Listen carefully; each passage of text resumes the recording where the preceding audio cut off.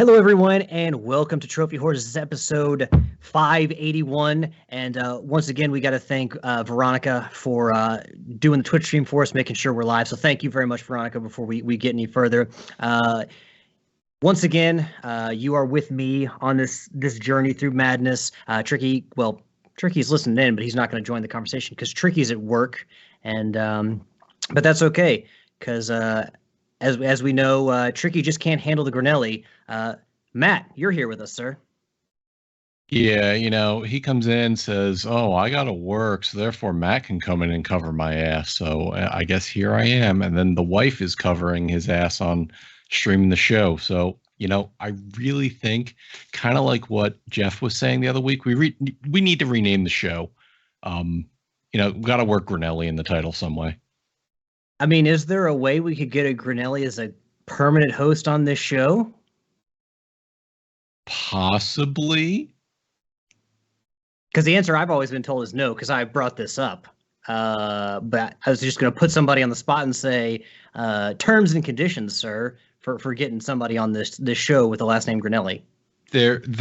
So number one, obviously there's two Granellis here, so I only speak for myself. I can never speak for somebody else. We can't ask you all to fight to the death since you all are bonded till death, so. Yeah, no. So that actually reminds me of the thing like in Monster Hunter World where, monsters get in turf wars. But when you get the Teostra and Lunastra together, instead of a turf war, they do a bonding attack. And the hunter really regrets it. So what that is to say, Tricky's going to really regret trying to bring both me and V into the fold here. Well, it's working out well so far because you're here to help save our ass when we've only got two hosts, and Veronica is there to save our ass when we can't live stream. So it's been a win-win. Yeah, a win-win or a marriage made in heaven here. The Granellis and Trophy Horse. So I only see good things, in the future. You heard his voice. Usually we introduce him before any of the guests, but this week I was feeling the Granelli. Yield, sir, you are also here to kick it up a few notches. Take it to 11. Well, I will be a little distracted at the beginning because I'm going for a trophy. We're kind of you're not auto popping platinum. No. I'm kind of in a boost session, so I'm working through a trophy in Zombie Army Trilogy right now. Oh, so that means Nitro's with you, huh? Yes, Nitro is with me. So technically, I guess Nitro's on the show. Not really, but kinda. Kind of, yes. Yeah, well, I was a little bit late to recording, so I got to apologize to you all. Not that doesn't happen frequently, but we took our dog Athena. She was a few weeks ago diagnosed with she's got chronic lower back pain now. She's like 8, and also she has 2 partially torn ligaments behind each knee. So like we've got her pain under control, and she's walking around the house just fine. But going on longer walks was a little bit of a struggle, or we were told by the vet not to do that. So we bought a wagon to kind of like take her around, do all the hard stuff, go up the hill, and then like pick her up and take her out of the wagon and let her go to her favorite sniff spot. So tonight was the inaugural expedition of that. So we were kind of just taking her out for that. So that's why I was a little bit behind schedule. But yeah, first expedition was a rousing success. So, but yeah, I'm still obviously sorry for being late because Veronica and Matt and Yield were all here. So apologize for making you all wait for me. Oh, that's all right. I'll let it slide this time.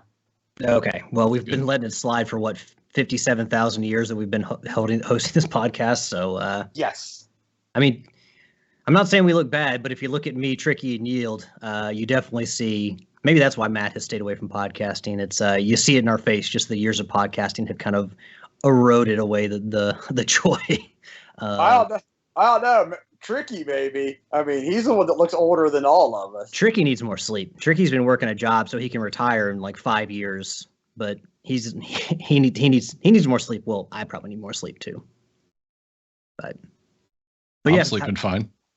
Well, again, probably because not dealing with a podcast. Forget I said that. Remember, we're talking about people joining the podcast, so forget I said that. Matt, how has your week been? How's Veronica's week been? How has the week been for the House of Granelli? It's been all right. We did a little bit of a jalapeno harvest today on our deck. We've got about like 6 or 7 jalapeno plants, so we're getting ready to get some of those in. I'm going to be making some of my Chipotle hot sauce here in the near future. But from a household standpoint, we're doing okay. We did a little project this weekend where we don't really use our kitchen table anymore, so we packed that up and moved Veronica's work at home station up to the den where the TV and entertainment centers are. Give her a little extra light and, be able to stare out a window as opposed to the brick wall that was the basement. So we're happy that we got the ability to get that done and get her set up. I got her brand new triple arm monitor mounts for her desk, so that's nice and set up. I'm a fanatic when it comes to like cable management and things like that. Other than that, it's not been a bad week. How about you guys? No, I do have one more question. Well, I mean, my biggest week, I mean, for me, most weeks are pretty uneventful, which is good. But like I said, getting the dog out there, getting something more routine for her so she can enjoy the outside more is a big success. So yeah, other than games, plugging away at some games and being very successful in that, jumping back over Daryl in the annual rarity event. Ha, Daryl, auto popping platinums, and I'm in here, jumping you, doing it legit. How about that? But no, Matt, I was going to ask you, are you and V Game of Thrones fans? Yeah, we watched the series. Now, House Granelli, what would be the representative animal or the symbol for House Granelli? Me, it's easy. It's. Well, are we going with the animals in the actual show, or are no? You just pick an animal. You just pick an animal. My animal is the Teostra from Monster Hunter. And hey, if they can use dragons, I can use a dragon. Well, yeah, dragons are animals. That's why the Dragon Zord is my spirit animal. I don't care that I don't care. It's a giant robot. It's still based on an animal, so it counts. It counts. But yes, absolutely. What a symbol of power, strength, and confidence. The dragon. Agreed. No, and that's why like mine, because the Teostra, for those of you who don't know, in Monster Hunter is kind of like a lion dragon. So it's actually kind of a mix between the Targaryen and the Lannister household, if you actually think about that. Yeah, the Lannisters, they are a lion, and then what did you the one you said? The Targaryens, a dragon. Dragon. So yeah, the Teostra is a lion dragon. Kind of something like a chimera. Kind of like that, yeah. And when it comes to like, is that like one of the? Because I know Monster Hunter has some big old dragons, some big old bosses. Is that one of the larger monsters in the or not the lexicon, but the glossary of monsters? So yeah, actually, the monsters come in several different varieties in the Monster Hunter series, and Teostra is what's known as an elder dragon, and elder dragon doesn't necessarily mean it's a dragon. Like they have a lightning unicorn that's an elder dragon, but the Teostra is basically known as the Emperor of the Flame, and elder dragons are kind of a classification of animal where they are a force of nature unto themselves. So that encompasses, things like the Teostra, which is probably about, I don't know, about story and a half tall, 2 stories tall, versus the Dalamador, which is a, like a mile-long monster that wraps itself around mountains. It's pretty insane. How do you even beat something like that? You crawl up it and smack it in the face. I would think you'd have to get inside it and take its organs out one by one. No, because at that point, its stomach acids will take care of you there. Engulf you. Something that's a mile long, yeah, like you'd have like tidal waves of stomach acids. So maybe that's why I don't fight giant monsters. That's why I asked you how you would take down such a giant creature. Yield, sir, out there in Ohio, you conquering life this week? Did you get any meatloaf and strawberry milk? No, I didn't make my way down and get meatloaf and strawberry milk. I've just been chilling. So for context, I sent a picture because I saw this picture on the internet to our little group chat, and there's a billboard in Ohio where there's a woman, I guess a restaurateur, who focuses on selling meatloaf and strawberry milk to her consumers, to her customers. And I was like, is this really a thing? Like I asked everybody, is this a thing? And apparently, yeah, it turned out to be a thing, right, Yield?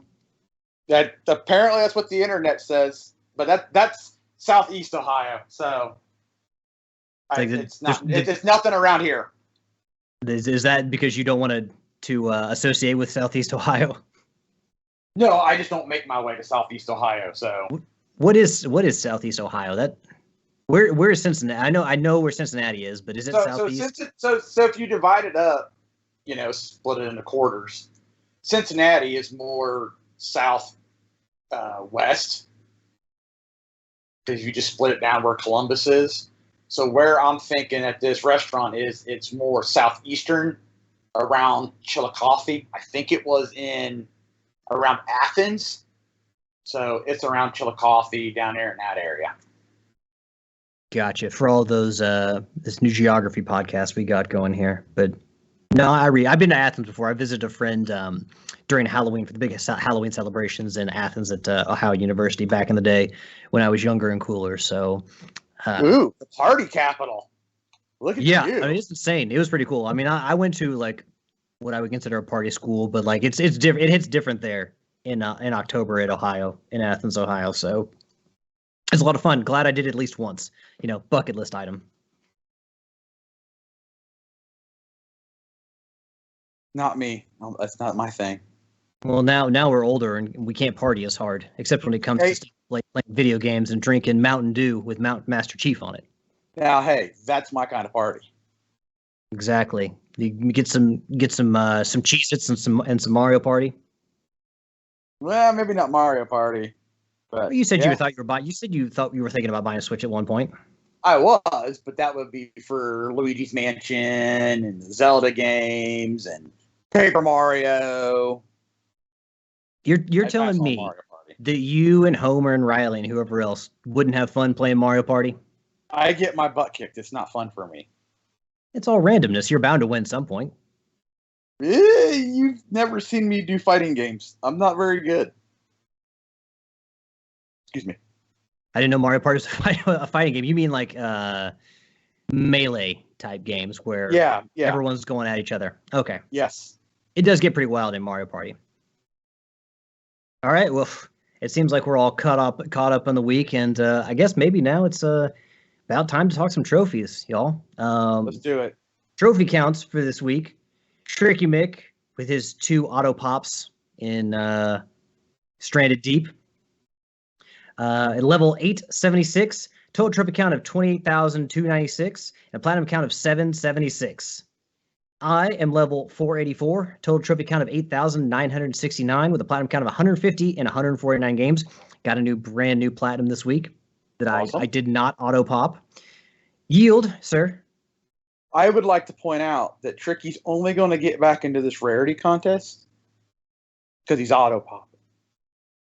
Well, yeah, I mean, he gained like Gareth put out a written update on the annual rarity event. I don't know if he's going to have a audio recording for us, but Tricky did eclipse 700 points. But again, 270 something of those points came from 2 auto pops from the Stranded Deep glitches, where he got both the European and North American. He finally admitted that I was right. About Tricky and him auto popping that. So disappointed. I'm gonna hold Tricky to it. He'll explain it because he said he's actually going to apologize to me on this show for lying and sitting there showing that it absolutely said he had it. Yeah, but he's not here this week, so we'll okay. We'll give him some shit for that next week when he's here to talk.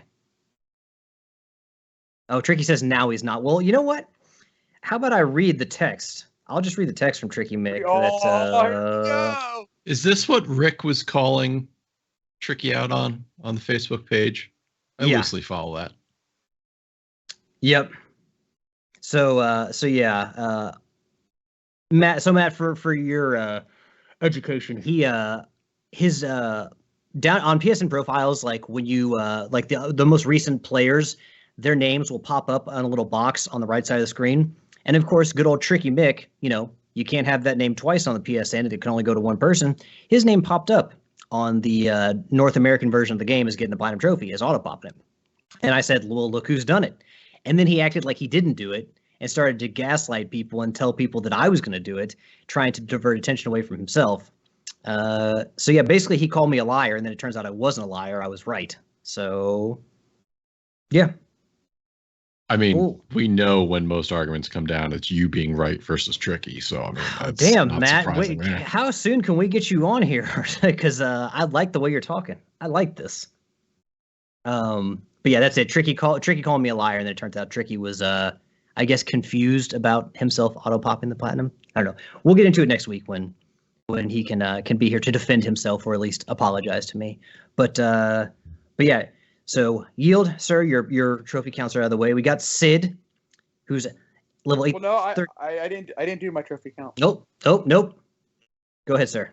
So I am a level 501 with trophy count of 9732 and a platinum count of 175.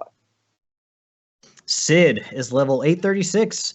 Total trophy count 23,508. Platinum count of 725. Matt? Before I get into this, how do you guys feel about having somebody on the show that doesn't care about earning trophies? I mean, we have Jeff Hanna on the show, and we love having Jeff Hanna on the show. So I mean, but yeah, like there's a difference between being a guest and being an actual host, at least in my mind, because since the last time I was on the show with Jeff, I haven't budged my trophies at all. I'm still 218, 1266, and 0 platinums, and I don't see myself getting any platinums or trophies anytime soon. So, Matt, here's the way I look at it. If you can contribute positively to the show, which people like when you're on, and you're very intelligent speaker, and you like what you could bring to the show and the games that you play are very different from what the other hosts play. Honestly, Yield and I are not as much trophy whores as Tricky. I mean, we just play games, and yeah, sure, we'll go for platinum trophies, but we're more trophy hunters. What Tricky and Daryl are is not what we are. But again, if you can be just, what's the biggest section of our show, Matt? It's news and discussion on news. And honestly, we've had people complain that we don't talk about trophies enough for a show called Trophy Horse. So honestly, I don't really see a problem if you were to come onto the show, and I think it would be great to have you on as a host. And I don't really care if you are out there if you can talk about games that you have enjoyed playing and have played, and that can be a different area or different genres than what we talk about, and you can add to the conversation as you normally do. It'd be great. No issues with me. Yeah, I'll have to talk to Tricky about some of that. Yeah, see, Tricky. A little honey does better than vinegar. Honey attracts more friends than vinegar. Or I fucked up that saying, but it's somewhere around there. Everybody knows what you mean. Exactly. Yes. Be nice to people, Tricky. Yeah. Nobody knows what you mean. Oh, see, I told you. Get the fuck out of here. He can't stay away. Get the fuck out of here. I'm working. I can't record. God damn it, Tricky. Oh dear, that's gonna be a fun edit, right? Yeah, that's me. Well, hopefully we won't run 2 hours like we normally do, and I can get this show out on time without staying up super late. But one way for us to do that is to talk about what we've been playing. Yield, sir, what has your week looked like? So let's see here. I've been playing some Helldivers. I've been playing. Whoa, you already got that platinum, and you're going back to play it. Well, when we get together, kind of like for our monthly video games, depending on whose house it is, the other guys don't have the platinum yet, so a lot of times we'll sit there and we play through Helldivers. That way, they can work towards getting their 100,000 kills. So we did some of that. Played some Everybody's Golf. I was in a boosting session earlier today with some guys from PSN Profiles, helping them get a couple of trophies on Air Conflict Secret Wars. I've been playing some Power Wash Simulator. Been playing some Rocket League. I've been playing some Assassin's Creed 4. Finally got my co-op trophy in Watch Dogs. Some guys on PSN Profiles was going for some trophies. One of those was one of the DLC trophies, so I was able to get that. I've been playing some World of Warship Legends, just working on my bureau projects. Got back into some Deep Rock Galactic. And at the start of the show, I already got it now, but at the start of the show, I was working on some Zombie Army Trilogy. Got my last multiplayer trophy called You're So Dead You Don't Even Know It, which is complete one chapter with 4 people.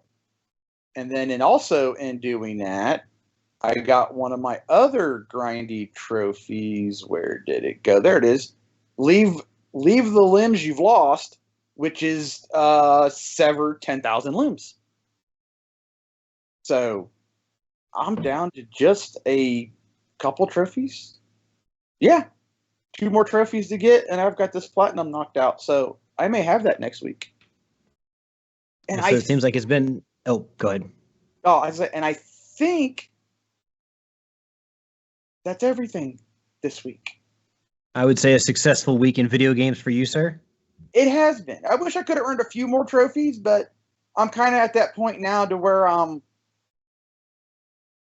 not necessarily the grindy part, but I'm up to where, I need a multiplayer help, which will like a Zombie Army and just kind of checklist stuff. So. Yeah, I mean, I'm like you. I'm kind of at this point where, I mean, I guess because of the annual rarity event, I'm still pumping. I'm going to be pumping away at games until the end of the year. But I've already eclipsed the number of platinums that I got all of last year. Not even August yet. So as far as getting platinum trophies, I feel like I can ease off. But then again, I gotta box Tricky out of the top 5. Not that I'm number 6 in the annual rarity event, but I got to keep him out of there, and I got to make sure that. That since Daryl wants to pick a fight with me, so to speak, in the trophy or in the competition, I just can't let him take it over easily. I gotta make him earn it. So yeah. Yield, are you still kind of plugging away at the annual rarity event, or are you kind of losing steam? I'm staying with the same mentality I had going into it. I'm just going to play the games I play. And what points I get is the points I get. I'm not necessarily I'm not going after a game because all of these trophies are rare or very rare. I'm just playing the games and I look and, ooh, okay, I earned, X amount of points today. That's nice. And that's just kind of my mentality for it. Because I knew I really didn't stand a chance. There was going to be shenanigans done that, Tricky and Daryl are doing, which is totally legal.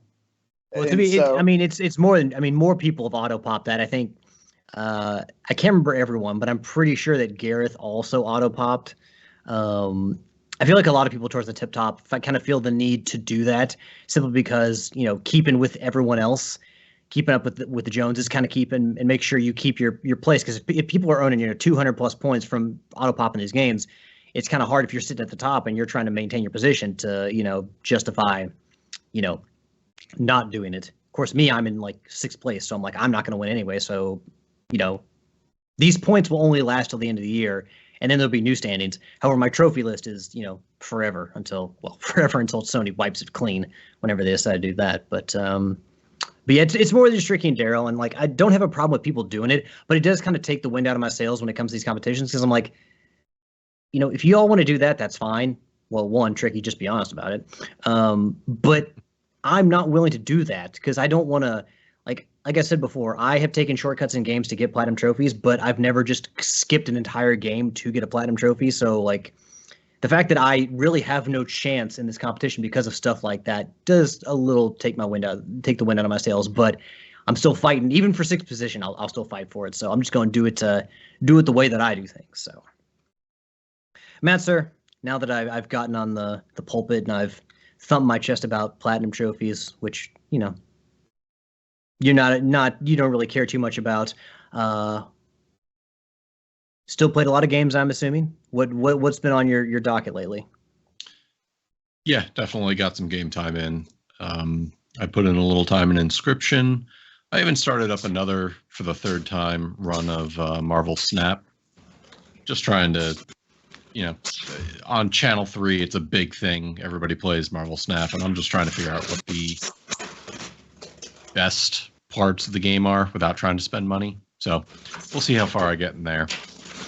Then I did some Dead Cells runs on Steam Deck.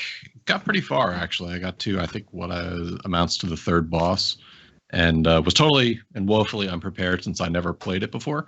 So I have a couple more runs to get to learn what I need to do to get past that. And then I also started playing a game with my buddy Stebbs called Styx, Shards of Darkness. It's a stealth action game where you play a goblin, and to play co-op, your goblin actually vomits up a clone. And it's fun because then that gives you some additional strategies. You can make tools to help you, like acid traps that burn bodies away, so you don't have to worry about hiding the body.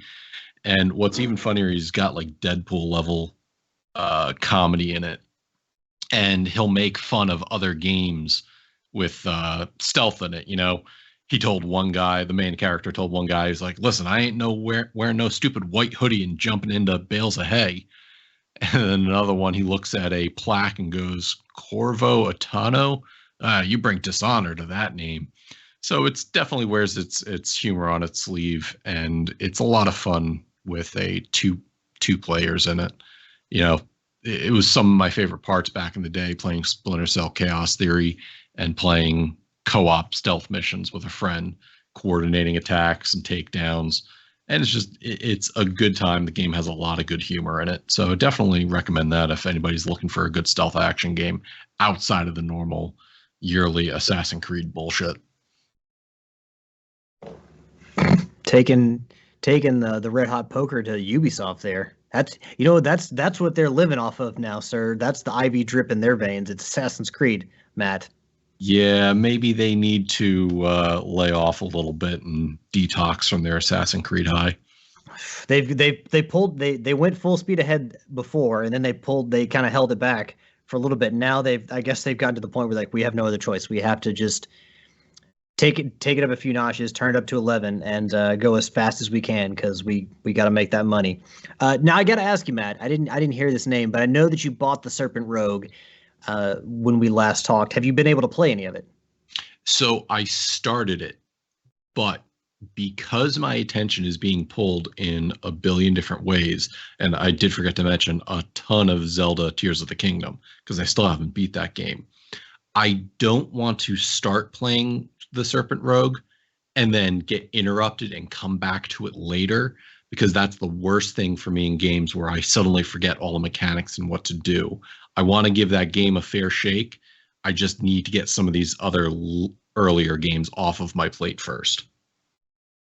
Fair enough. I think that's some good reasoning. And I ask not because I want validation for myself playing the game, but I do genuinely take pride in, like, somebody's going to spend time watching a TV show that I recommend. Like I'll all the time recommend IT Crowd and What We Do in the Shadows to people. And I want to know that people are going to take those recommendations and, spend their time, watching or playing something that is, worth their time. So I just kind of, I'm always excited to hear when people play the same games that I want to play, especially smaller games, just to know that they enjoyed it. Yeah, because, and again, this was the other problem, is I picked up Pikmin 4. So I started playing that and I go, okay, no, this is going to be in depth too.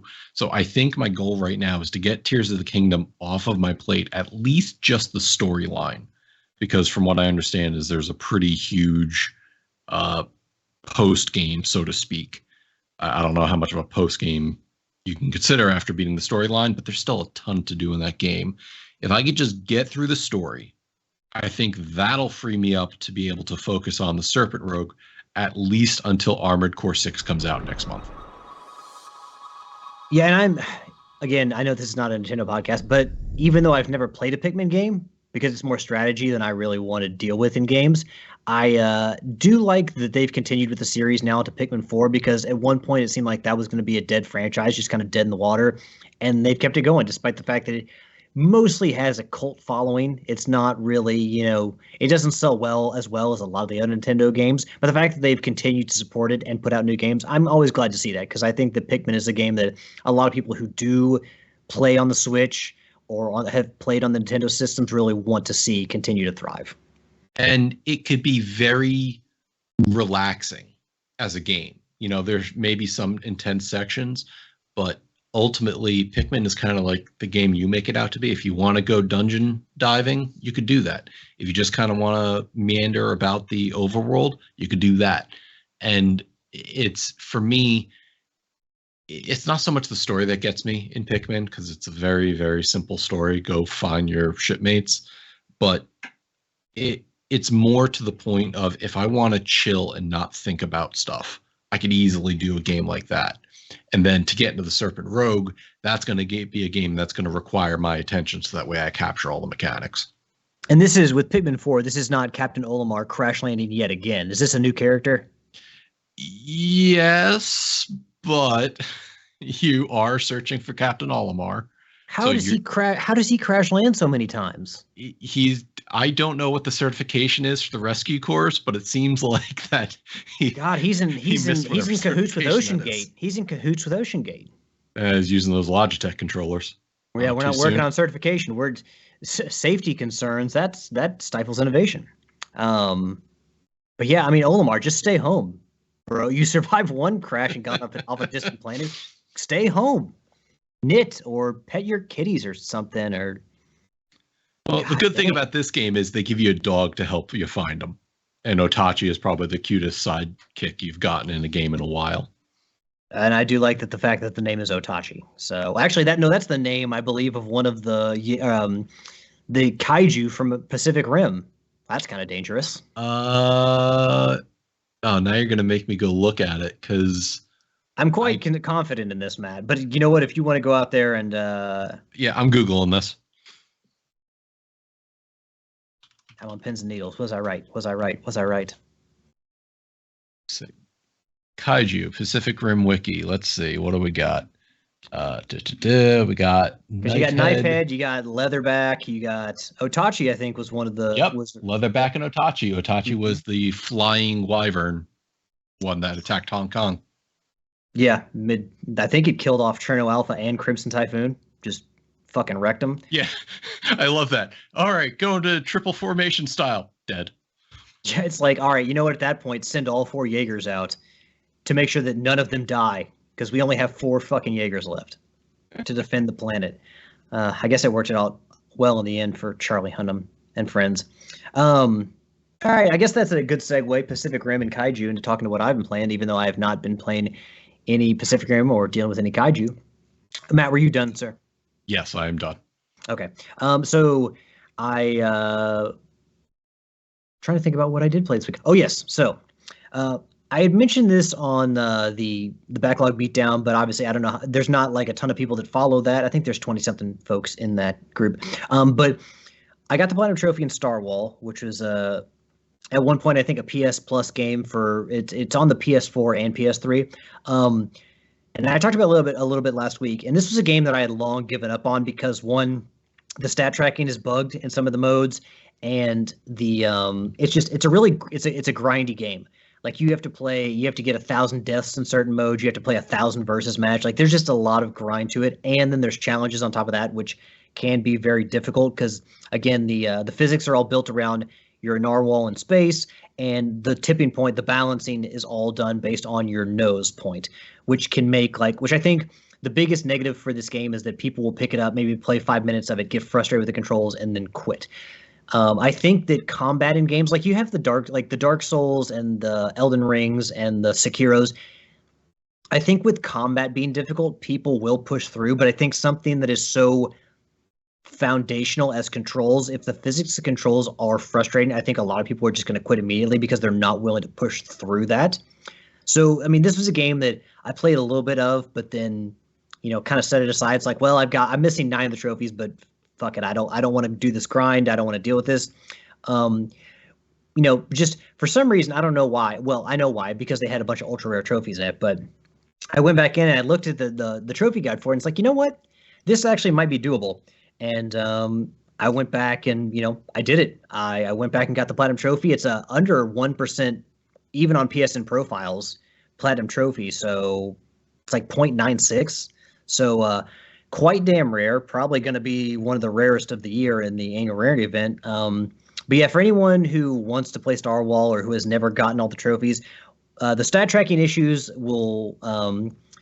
if you're playing versus mode and you're trying to accumulate number of games or number of deaths or like heart stabs or whatever, if you back out to the main menu and go into the option settings and then like mess with like a toggle, like go in and like change the audio settings and then back out of the menu, back to the main screen, that auto saves. It forces the game to save. So you will, and you know, obviously quitting out of the game, you'll lose all your progress. But if you do that first, if you go change a setting, like, you know, under the audio settings, for instance, that will force the game to save and your progress will be saved. Essentially, all your stats will be saved. And you can even go, what I did was, I can't remember who said this. It was someone on a forum, and I wish I can give him credit. But you can go into where your cloud saving is to upload your cloud saves or upload your console saves to the cloud on the PlayStation 5, and you can see at what point was your last save on the system. So you can see when the game last auto-saved or you last manual saved or whatever, which will give you a good idea, if you are going for this Platinum Trophy, how your progress has been tracked. But overall, a game... visually, I like it. It's very 80s, narwhals in space, fluorescent neon lighting, like bright colors, lots of customization options for your narwhal. Like, and even like the battle royale, the battle or the melee aspect of it, you know, free for all, where you have up to 4 people going at it, trying to stab each other's hearts with their narwhal noses. There's some fun to be had there, but again, the physics of it and the controls make it really frustrating. So it's hard to recommend, but I wish I liked the game better than I did, but because of the physics, like during some of the challenges, I'm like, just like, fuck this game. Like it's kind of like Heavenly Bodies, where it's a game that you play, and because again, the controls are so kind of wonky at times, you're just like, I don't want to play this game ever again. I just want to walk away from this game and forget it ever happened. Exactly what I did 5 minutes into Heavenly Bodies. Well, you're probably smarter than I am because your blood pressure didn't go up like mine did while playing that game. But yeah, I pushed through, I got it, and it's one of the reasons I was able to hop Daryl in the annual rarity event. So it obviously helped me. Now that it's in the rearview mirror, I'm done with it. Glad. And so what I've jumped to next is a game I've already played this year, which was Weird West. I'm replaying Weird West because they put out the PS5 Definitive Edition, and anyone who bought the PS4 version got to upgrade to the PS5 for free. So awesome. Yeah, I think Yield, it actually says that you have it. I do have it. I haven't played it yet, but I picked it up when it was on one of the sales. I'm hoping to get to that. That might be my October game. Yeah, it's just I love this game. I've already beat it once this year, and I love it so much that I'm having so much fun playing it again. I just like, yeah. I can't say I played the game in January, and then I think in May the PS5 Definitive Edition came out, and I just realized within the last couple of weeks, it's like, oh hey, I got a free upgrade. Fuck, I might as well play this. So yeah, I've been earning trophies in that. I've talked about the game before. I just love all the aspects of that game. The item management, just the gunplay, how it's like, you know, twin stick combat. I love just like sneaking into, there's even a trophy for sneaking into businesses at night and stealing $10,000 worth of goods. Like just, you know, putting a rope down a chimney and then like just going into a business at night and just taking all their stuff and then going in the middle of the day and then selling it all back to them and just earning money that way. And it's also a good way that if you're willing to deal the gun shop, there's always a deputy in the gun shop at night. So if you can go in and take out the sheriff, you can actually just steal some of the best guns in the game for that segment of the game, and don't even have to pay for them. It's a nice way to pump up your resources. But yeah, just the whole like Wild West gunslinger monster movie creature feature feel of that game. I love it all. So yeah, I've gone on here long enough, but Yield, you should play it. And Matt, I don't know if you've ever played that game, but I would recommend that to you as well. That's probably one of the most solid recommendations I can make. As much as I love the Serpent Rogue, I'm almost guaranteeing that if you play Weird West, you will love it. You're not the only one that's talked about Weird West a lot. Saber Rider, who's in the chat right now. Oh, good old TC. TC has said that he's enjoyed Weird West as well. And also to catch up on the chat, Latin Legacy came in and said somebody broke out the PS2 to play Barbie's Horse Adventure to prepare for the movie. I'm not entirely sure what that was referencing. Probably Tricky. Trick, yeah. Who then goes in to say and says, leave AC alone. Saber Rider comes in and calls and said that, it's a cash cow that EA owns a large portion of Ubi.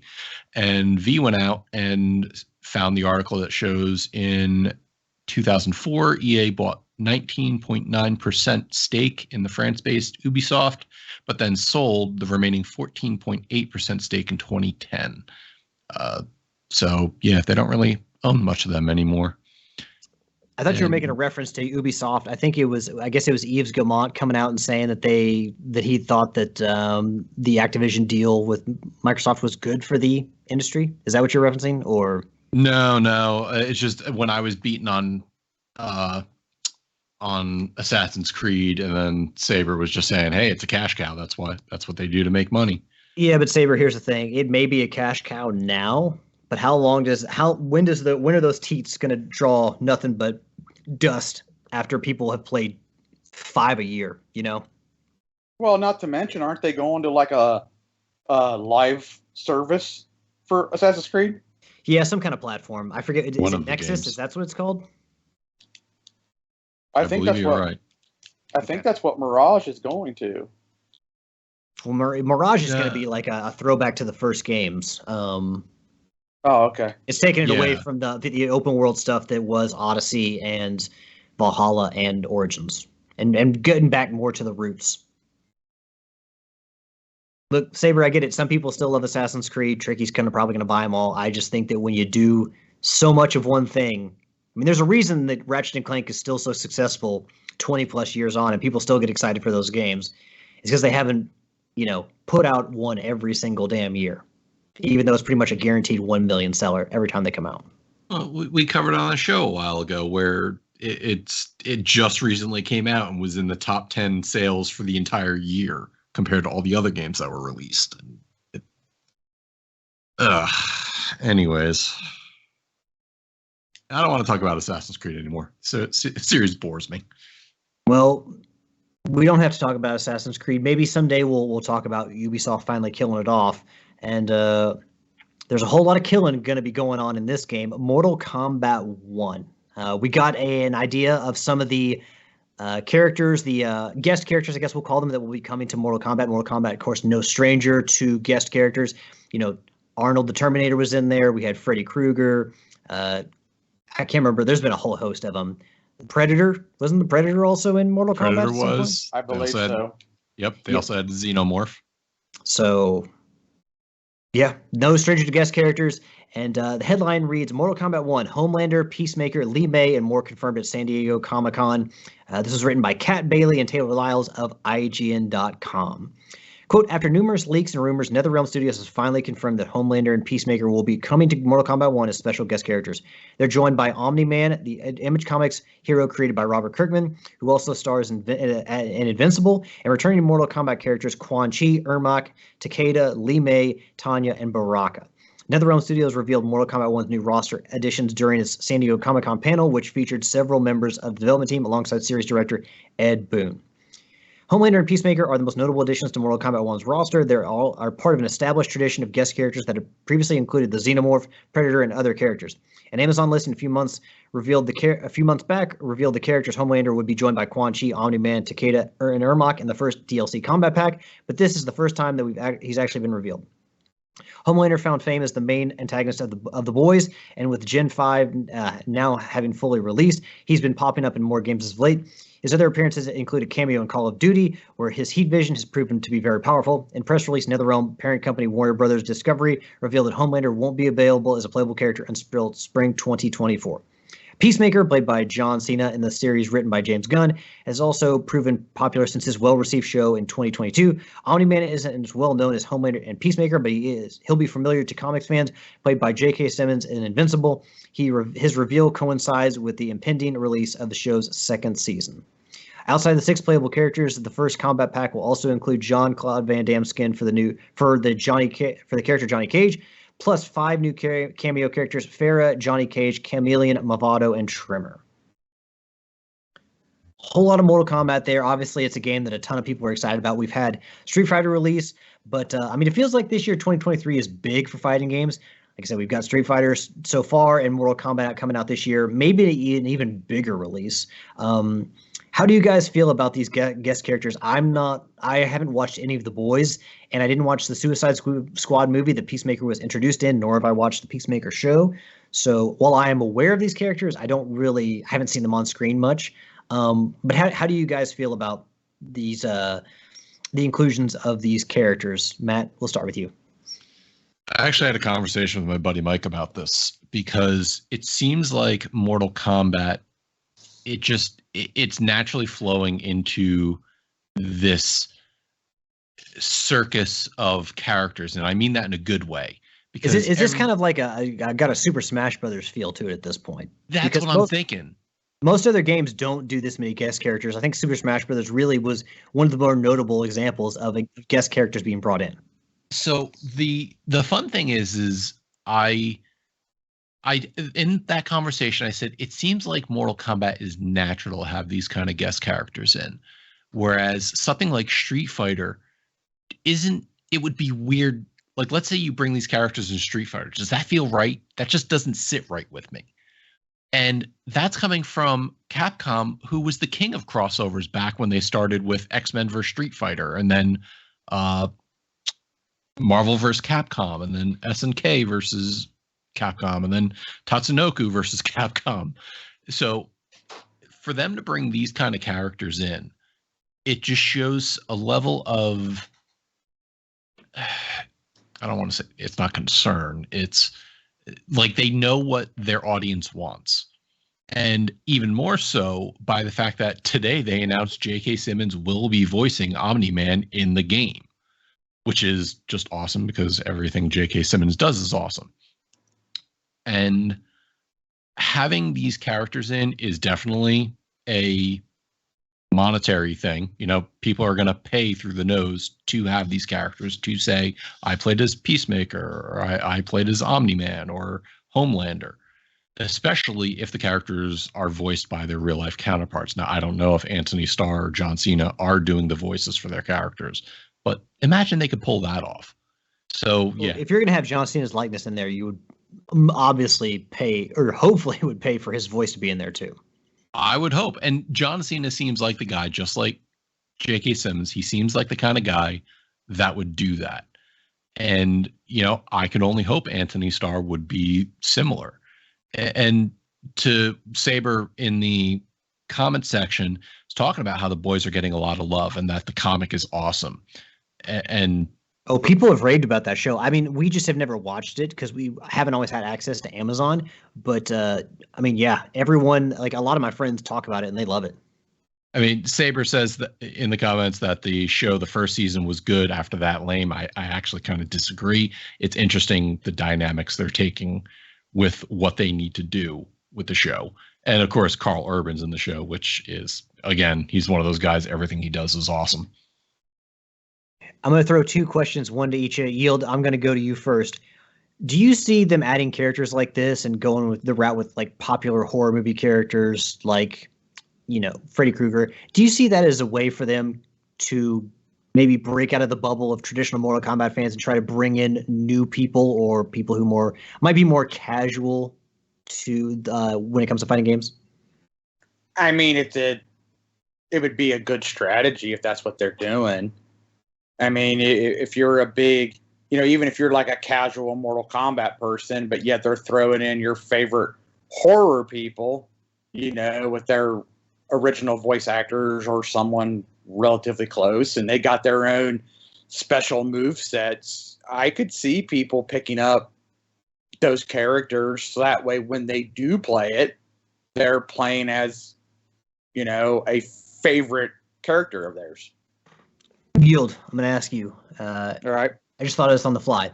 If they had like an embodiment of Gozer or Zool to throw into Mortal Kombat to wreck shit, or, you know, even a way to incorporate one of the dogs, the demon dogs from the first Ghostbusters, would that bring you in? Because we know you love Ghostbusters. Would that bring you in to play Mortal Kombat? If there was a specific character that you wanted to play as? No. I mean, I Simply wouldn't go out and buy it. If I got it for free, then there's a possibility where I'd be like, well, hey, I could pick up that pack and play as those guys. Ghostbusters pack for Mortal Kombat. Vigo, you could throw Vigo in there. That'd be Vigo's great. the destroyer. And he would destroy some people in Mortal Kombat. Matt, I'll throw you the other question. Once you dip your toes in the water, and you add guest characters to one Mortal Kombat. And this may be a problem that Nintendo and Super Smash Bros. Find themselves in the next release that they do. Do you feel like people expect them in the next game to where you've kind of said, okay, well, going forward, we set the expectation that there's going to be guest characters, and people will be disappointed if we don't have anyone in there? I think it definitely comes with a level of expectation. Now, compare this to what Soul Calibur did back in the day, where they had Link on the GameCube, Spawn on the Xbox, and Hayachi on the PS2. Clearly, the Xbox got the best one. I mean, I had the GameCube version with Link, but I think Spawn, I don't know. They're all good, but I mean, I think Spawn would be the coolest character to have in those games. I'm talking to a Zelda fan, so I'm probably not going to get an agreement from Matt. But yeah, I'm kind of staring at your picture on Skype here, wondering when I should retort. But I'll let you have your opinion, and that's fine. I'm allowed to be wrong. You are allowed to have your opinion. Come on, man. Spawn's cool. No doubt. But when I can beat Killick with the Master Sword, I will gladly do that all day. Has NetherRealm backed themselves into a corner where they now have to incorporate guest characters every game? I think so, because look at what Smash Brothers did. Is you started introducing all these characters from outside the Nintendo family, and everybody and their mother said, well, we want to buy the packs. We want to play as other characters. And everybody knows the Mortal Kombat franchise, and I'm interested to see what new characters they bring to the table. But it's almost like having other characters kind of allows the designers a free pass, so to speak. You don't have to come up with something new yourself. You can make movesets based off of established characters, and you just got to pay the licensing fee. But that concerns me for down the line, because we know licensing fees or licensing periods run out. What's to say in 10, 20, 30 years, you can no longer get this game on Steam because the licensing for their use of that character's likeness ran out. We see it happen in music all the time. So that's kind of my concern with those kind of things. And that is a good point. Now, despite that, I'm going to say that I want something, because NetherRealm is owned by Warner Bros. Discovery. I want a Rogues Gallery pack for Mortal Kombat, which is just Batman villains out the wazoo. I want Scarecrow. I want Man-Bat. I want Killer Croc. Throw them all in there. They'd be great for Mortal Kombat. Oh, I'd love to see something like that. Take some of the X-Men characters. Bring in Sabretooth. Make him a fighter, because I know the healing factor aside, but you did it with Wolverine and Marvel vs. Capcom, so put that out of your mind real quick. Bring in Sabretooth. Bring in the Juggernaut, because he's been in Marvel vs. Capcom games. Bring it into Mortal Kombat. See what destruction they can bring in that type of environment. If you gave me a pen and paper and told me to run with all the characters I think would fit in Mortal Kombat, we'd probably be here for hours. But yeah, people are excited for Mortal Kombat, and people were excited for Diablo 4, and then they got pissed. This story comes from Wesley Yenpool at IGN.com. Blizzard admits it messed up with Diablo 4's disastrous nerf patch, announces upcoming sweeping changes. Blizzard has addressed the backlash to Diablo 4's controversial nerf patch, promising a new patch to revert many of the changes it made. In a live stream, Associate Game Director Joe Piapora, Game Director Joe Shelley, and Community Chief Adam Fletcher discussed the thinking behind the 1.1.0 patch that sparked uproar within the Diablo community for drastically reducing player power. It's not the greatest play experience for players out there, Fletcher said. We don't plan on doing a patch like this ever again. We hear you loud and clear. We know that reducing player power is never a good experience. Joe Piapora said, sometimes it's just we didn't get it quite right. Patch 1.1.1 is expected within the next 2 weeks, perhaps just a couple of days after the live stream set for Friday, July 28th. This patch hones in on improving the power of the Sorcerer and Barbarian classes, in particular after both suffered drastic nerfs. Specifically on the Sorcerer, players can expect a boost to survivability, Blizzard said. The patch will also increase the density of monsters in Nightmare Dungeons and Helltide, 2 key in-game activities. Addressing inventory concerns 1.1.1 will add an additional stash tab in which players can store items. The Elixir stash size will be brought up to 99. 1.1.1 also brings character respec costs down by 40%, so players feel more inclined to try out new builds. Crucially, the upcoming patch will adjust XP gains from level 50 to 100 after players complained about hitting a brick wall from around level 70. We are not trying to slow down the game, Shuhei insisted. We want level 100 to feel like an achievement, not feel like a job, Piopora added. In the shorter term, a hotfix is planned for release later today, July 21st, that will reduce the difficulty of Nightmare Dungeons. According to Blizzard, Tier 100 Nightmare Dungeons are excruciatingly difficult for most classes and require players leaning on specific builds in order to have a chance at defeating them. This difficulty change should result in Tier 100 Nightmare Dungeons feeling more like Tier 70 dungeons currently do. During the live stream, Blizzard said it had created new processes that should prevent a patch that drastically reduces player power in the way 1.1.0 did from ever happening again. From now on, Blizzard will let some builds be overpowered until it has provided compelling alternatives. We can't nerf those overpowered builds without providing compelling alternatives for players to pursue, Shuhei said. Additionally, these big meta-changing patches will always occur at predictable times, such as the start of a new season. Blizzard will of course react quickly to bugs that cause game-breaking crashes, damage, or crashes. Ultimately, RPG games are about power fantasy and about us inviting players to break the game to some extent and finding fun toys we've made, do crazy things with them, and we need to start making sure we're not punishing players for doing that, Shuhei said. Fletcher announced communication changes that mean Blizzard will always provide patch notes through streams or blog posts at least a week before the actual update hits, no matter what. Blizzard's next campfire chat is set for Friday, July 28th, when it will dive deeper into the changes to come in the coming patch. Sorry to sit there and read all that much, but the first question I had, because one of my coworkers who he and I chat about games a lot, the two classes he played, numbers 1 and 2, were particularly affected by this patch to the point where he wanted to stop playing the game. So he was pissed about this.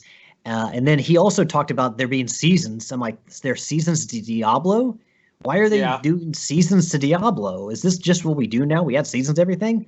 But yeah, Matt, your general thoughts on Diablo for the fact that they tried to nerf the experience so much that people didn't want to play anymore, and just kind of made the classes that people played as just significantly weaker.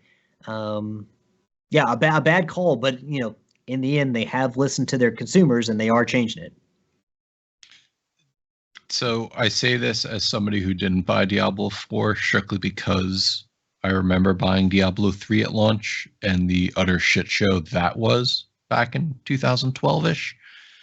And I knew this was going to be the sort of thing that happens. And my friends and I always talk about it, where it upsets me that a developer will make a game like this. And listen, it's a tough job. I make no illusions that a game like this is a nightmare to balance. But when you decide that a build is too powerful and you nerf it in a PvE type game, player versus environment type game, where you do team up with other players, that a particular build is too powerful, so you nerf it instead of buffing other builds. Like, is it because it's easier to nerf one thing as opposed to buff a couple others, many others? They had to have known something like this was going to come, because they've been through this with Diablo 3. They've done this a ton of times. So to me, the conspiracy theorists behind everything, there's something else I believe behind there. I'm not going to postulate about what, but I'm just annoyed that they continue to make the same mistakes that other developers make, nerfing one just because it's overpowered.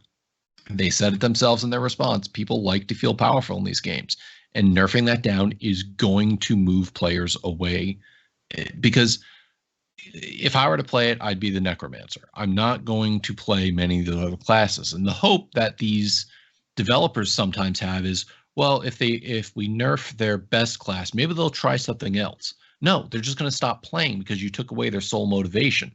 People want to play these games, get through it as quickly as possible, and rinse repeat. It's no different than what they did in Diablo 3 with the Nephilim, the Nephilim realms. You trained players to become as powerful as they could so they can get through these realms as fast as possible to earn their endgame items. So then you nerf the first powerful thing that comes across in Diablo 4. It just baffles me that somebody like Activision Blizzard still continues to make these kind of mistakes to this day, and that's why I won't buy this game until it's further down the line. But to your question about seasons, Diablo 3, when they got rid of the real money auction house, developed seasonal gameplay, and you actually didn't buy anything. It was just quest lines that they introduced each season. I don't remember how long each season went, and you could earn endgame gear playing it. And it was like you had to start a fresh character and you played through it that way. But the game changer here now in Diablo 4 is the seasons, I think, are going to be tied to battle passes. Somebody correct me if I'm wrong, of which you're going to be buying. And it's like, well, now you've completely upset the balance. The real money auction house didn't work out in the end. They got rid of it in Diablo 3. So now they see seasonal battle passes as their cash cow. And it's proven to me that ever since Activision bought Blizzard, it's no longer about the games and the player enjoyment. It's about player engagement and how much they're will be willing to spend. And a lot of games that have seasons and battle passes are free to download. Diablo 4 is not free to download. You have to pay for that. And then you're paying for seasons on top of that. I mean, I guess you can argue it's no different than DLC, but it also depends on what is included within each season, But yeah, when I heard that, it just kind of baffled me. I'm like, is this game really need seasons? Probably not. And to your point about Blizzard making mistakes, isn't it been proven historically that Blizzard can make these mistakes and then go back on it and everything's fine? Like World of Warcraft, like the StarCraft, Diablo, like they have these games that people want to play. So are they really punished, or do they really suffer anything if they make these mistakes and say, oh, yeah, we fucked up, we'll go back? Nope. It's the same thing with Pokemon. You can make a shitty Pokemon game and people will still buy it and play it, me included. I haven't learned my lesson. Probably never will, sir.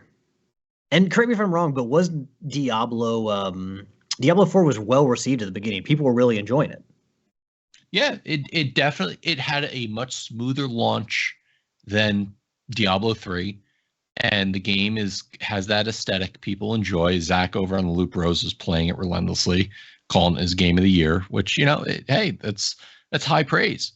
But then they make patches that upset, and we know Matt's like, that's a funny way to say Tears of the Kingdom. Hey, we know where my loyalties lie. Where was I going? The vocal minority will always ring the loudest, but for Blizzard to come out with an actual response to that means it wasn't just a vocal minority. It must have been a pretty significant portion of the population. And really, you don't often hear big businesses, say, hey, we fucked up. They don't really like to accept blame. So, I mean, good for them for listening to people and making these changes. Let's just hope they keep to their words and, they stick to it and they say, no more patches like this. We're not going to fuck around like this anymore. And yeah, just keep to that and keep your players happy. And I think Diablo 4 will be fine. Yield, obviously, with patches and software upgrades and stuff like that, obviously can improve games, but obviously these balancing patches can obviously nerf games in terrible ways. Do you think this is a bad sign for the future of games where someone like Blizzard can get away with this and then you granted revert it, but you get used to playing a certain class and then all of a sudden it's like, well, now this class sucks. Can I even play this game anymore? Well, it hurts your player base because some people, when they put a game up, they're not going to pick it back up. So, when you make that nerf, you could possibly be getting rid of, some of your player base. So, I mean, it's risky. I don't know.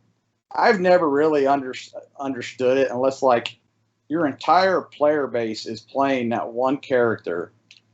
But when I don't see when it's player versus environment,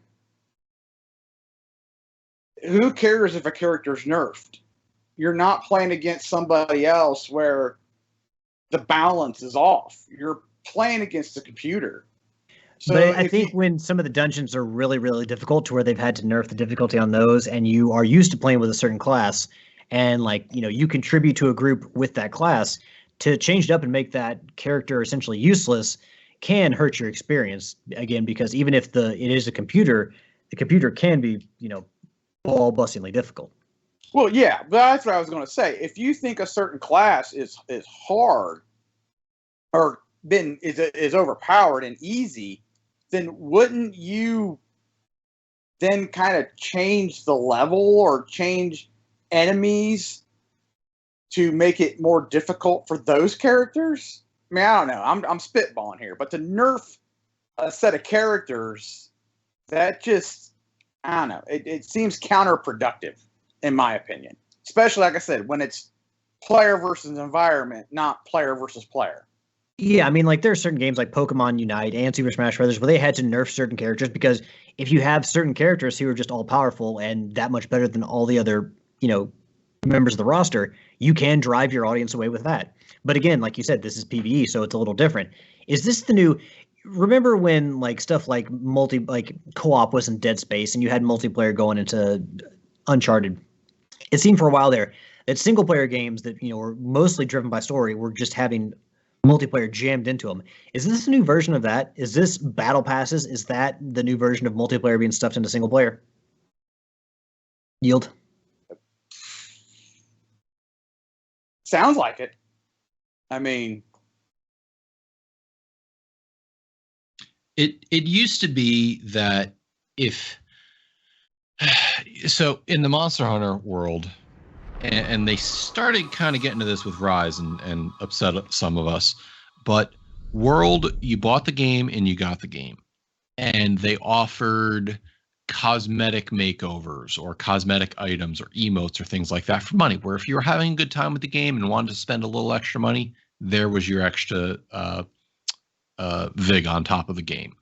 And then they released the DLC, which was in and of itself a completely new portion of the game. And again, if you wanted to add a little bit, it was emotes and things like that. And a lot of the time people have said, if it's cosmetic, it's not a problem. And this goes all the way back to Oblivion and that $5 horse armor.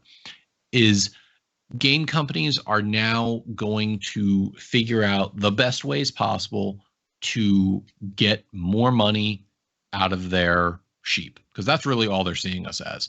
There are some dedicated developers who want to make games that'll be fun, and that in and of itself will make them successful. Look at Dave the Diver. For those of you who don't know, it's a sushi making game where you dive to get your own fish, and it has been all the rage. Look at BattleBit Remastered. BattleBit Remastered is basically Battlefield without all the EA bullshit thrown in, and it is literally Minecraft Battlefield. So games like that are getting successful because they don't cost a lot. They're not throwing in battle passes and other things like that. And yes, to answer your question, Alex, companies are now throwing battle passes into everything, including AAA premium games that you're paying $60 to $70 for, just like they did with Dead Space 3 back in the day. Oh, a single player game? Here, you could buy in-game credits so that way you can get more items to craft the things you need to beat the game. Used to be that you'd have to get and figure out the cheat codes to do it. Now you just unlock your wallet. So yes, developers out there really want to make games that are good for us, that are fun, but the publishers are out there pushing everybody to include things so that way they can monetize their investments. Oh, and then let's be real about this. With a Last of Us multiplayer game coming out and a Horizon MMORPG coming out, or Horizon MMO coming out, I guarantee there's seasons involved with that. You're going to see battle passes probably in both those games because Sony's like, oh, we can make more money off of these. So, I mean, even in the hallowed halls of Sony with all their single player goodness, you're going to start to see battle passes creeping in. I'm not saying battle passes are a good thing, but I'll say the same thing I said about multiplayer being a single player. You don't always have to have co-op or online multiplayer in every single game. Single player games still can exist on their own, and games don't always need battle passes. Some benefit from them greatly. Rocket League, which is a game that Yield and I have played a ton, and probably have played even more since they introduced battle passes and seasons. Some games warrant them, and some games are made even better by them, but not all games need them. So, could you imagine? Sorry to jump in. Could you imagine Spider-Man 2 comes out and there's a battle pass to earn additional costumes throughout the game? Hold on, say that again. Repeat that. Imagine Spider-Man 2 comes out and Sony introduces battle passes to earn additional costumes in the game. Imagine it. See, I would want something more akin to the PlayStation 1, where I'm the PlayStation 1 Spider-Man, where it's like, hey, go find all these comic books, and maybe if you find 10 comic books, that's a set, and you earn a costume based on that. Or something, or that generation of Spider-Man. I don't know. Like, obviously, that's what I would want: in-game stuff, in-game progress to earn in-game stuff. I don't want to have to pay for cosmetics, though. No.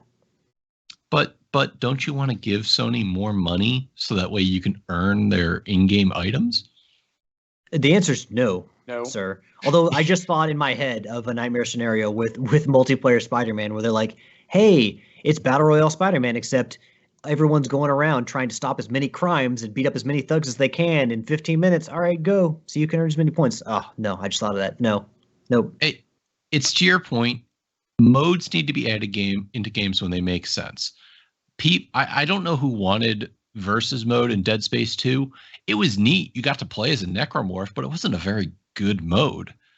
But then take Transformers Fall of Cybertron back in the day. They added a multiplayer horde mode into it, which was a lot of fun because you could build your own transformer and make it look the way you want with some of the powers that you wanted. And that was fun. And it had both good single player and multiplayer, and they didn't nickel and dime you for everything. But now these days, everybody wants to add in whatever they could so that way they can make more money off it, which, don't get me wrong, publishers need to be paid. But again, I think there's some cream at the top that could be cut and whittled down to filter back down to the people who truly deserve it. Look, I would like to play as necromorph, but at the same time, I think that a better platform for that would be something like Carrion, where you play as a monster, and it's a smaller game. You don't have to make a full-scale Dead Space game, but you don't have to attach a multiplayer or versus mode to an already existing Dead Space game. Just have something the size of Carrion, where it's a cool little indie-style game, and you can play as the monster and get your fun out of it, and you can be done. And you kind of already have the platform for that in things like Dead by Daylight or Friday the 13th or, God, what was the other one? I forgot, was it? But the idea is... Predator. Yeah, Predator, thank you. And you could make that fun. And it's the style of games are there. You don't have to invent anything new, just adapt your IP to it. And unfortunately, that's what a lot of people do. They try to adapt their IPs to something without even giving a lot of thought into it, which is why we all think that Battlefield 2142 was such a mess, because they were planning on doing some sort of PUBG type mode in it. And then when they saw that starting to go away and nobody could stop the Fortnite juggernaut, they decided, all right, we need to do something quick. Let's do specializations, and nobody liked that, which is why they went back to the standard class system.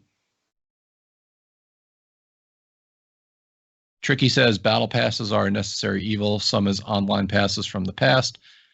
They got to recoup those used game sales, which, yes, except when you're paying premium price for a game. I feel battle passes are fine in free games. Tricky, I don't know if you know this, but GameStop is dying. So, I mean, yeah, you'll still, maybe have some resellers, but once GameStop is gone, like, who's going to be who's going to be the bulk of those used game sales? So, Daryl. Daryl's one man. Daryl can only do so much. He's not a superhero. Super dad maybe, but not a superhero. Wait until all GameStops are gone. Daryl's going to corner that market. He's going to set up like a little lemonade stand on the corner and be like, hey, come look at my stock. And have bookshelves, IKEA shelves in the back with all his games he's selling. Drive around the country selling used games. Well, he's probably not going to be selling too many Spider-Man games because people love Spider-Man and they're reticent to give up them cartridges or not them cartridges, but them CDs. This Matt, you brought up Spider-Man earlier, and a good segue here. IGN.com, Rebecca Valentine reporting Spider-Man 2 PS5 and DualSense controller revealed at San Diego Comic-Con, available for pre-order next week, which of course would be this week as you're listening to this show. Quote, a brand new Spider-Man themed PS5 and DualSense controller have been revealed to tie in with Marvel Spider-Man 2 and were shown off during a panel at San Diego Comic-Con today. In the hall, attendees saw the PS5 and controller in person at a distance, but both looked pretty incredible, and a PlayStation blog post dropped moments later, showing both off in all their glory. Obviously, there are pictures, and I can't do them justice, but I will say that the controller and the console, the sides of the removable sides of the console, do look pretty slick. And I lost my place. Oh, the PS5 is black, appearing to close around the splash of the red from the bottom corner and a white Spider-Man logo. The controller appears to be nearly fully taken over with a logo in the center and the red off to the right side. 2 items will be sold as a bundle, including a digital copy of Spider-Man 2 that can be redeemed on October 20th. Both items will go up for pre-order next Friday, this Friday as you listen to this, and will become available on September 1st of this year, just ahead of the game's release. Good news if you don't want to buy an entirely new PS5 too, as the console covers both for the regular PS5 and the digital edition, and the DualSense will be sold separately. So you can buy the console with the game packed in, or you can just buy the pieces to add to your already existing console. And I will say, as someone who's gotten new panels on the side for the PS5, it's really easy to change them out. So, and like like I can't do the picture justice, but the design of these, they look really like a splash of paint on a black controller, red splash of paint on the black controller, and on the sides with the Spider-Man logo. Seems to be more Miles Morales flavored than Peter Parker, but obviously Miles Morales and Peter Parker are both in this game now. You play as both. Gentlemen, any thoughts on Spider-Man? We also got a new trailer highlighting Venom. Venom looking awesome as usual. I'm sure that people who are going to buy this game are really excited to see the trailer. To me, it's more Spider-Man, but the game does look incredibly good, and Venom is obviously a fan favorite character. So having him in there will be a big boost. You had Doc Ock in the first one. This one, you're going to have Venom, arguably Peter Parker's greatest nemesis. But yeah, what do you guys think? Have you all seen pictures of the controller, and did you all watch the trailer? Good deal. I have seen the picture of the console and the controller. It does look pretty slick. Not quite sure enough that makes me want to buy one, but I do like what they did with it. The trailer, I did watch it. For the life of me, I can't recall it. There was a lot going on. But I think basically the main takeaway is just seeing Venom in all his glory and how the symbiote, like how cool the symbiote looks, coming out of his back, and just kind of like the the little bits and pieces that kind of hang off him and Carnage as the kind of the living creatures that just exist inside their suits. Like it just looks great. I mean, that's all. Really, that's the big takeaway for me was, oh look, it's Venom. Because as good as the trailer was, like Yield, it's more Spider-Man, and it's stuff I've already seen before, so it all kind of just meshes together. It did look good. Matt, we know you love Zelda. We know you love Monster Hunter. I'm not really sure how you feel about Spider-Man. Did you grow up with the animated cartoon, or did you watch the animated cartoon, or did you love the movies? Do you have any kind of affinity for Spider-Man?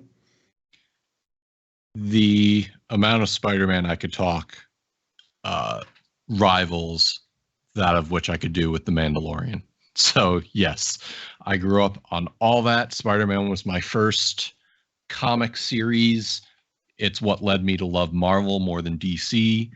I watched all of the animated show back in the day when Spider-Man came out with the Tobey Maguire movie in 2001, and I managed to get a ripped copy of the movie.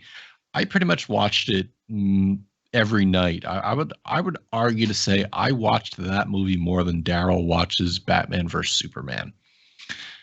And this game, so my love for the PS4 Insomniac Spider-Man knows no bounds. I am loving what they're doing with this game. And did either of you play the Ultimate Spider-Man on GameCube back in the day? I did not. I played the last Spider-Man I played before I played Miles Morales was the PS1 Spider-Man that I referenced earlier. Okay. So on that game, you were able to play as Spider-Man and Venom. And they played very differently. Spider-Man was the agile group fighter that you knew, and Venom played more like a Hulk type character, where it was just trash everything in your way, just pick up cars, launch them. You had to absorb humans to keep your life going. So it'll be interesting to see. I don't know if Venom's going to be a playable character in this game, or if he's just going to be an antagonist like Kraven is. And for me, getting that balance of what Venom can do versus Spider-Man is the difficult point in making a game. I'm not sure if you guys remember the old Separation Anxiety or Maximum Carnage games on the Genesis and SNES. I do remember Maximum Carnage, yes. Okay. And, playing Spider-Man or playing as Venom in those games wasn't that big of a difference. It was just another Streets of Rage type brawler. But if they bring Venom in and surprise us in making him a playable character, I could only hope that they would do him justice on what he does different than Spider-Man. But I am anxiously awaiting this game.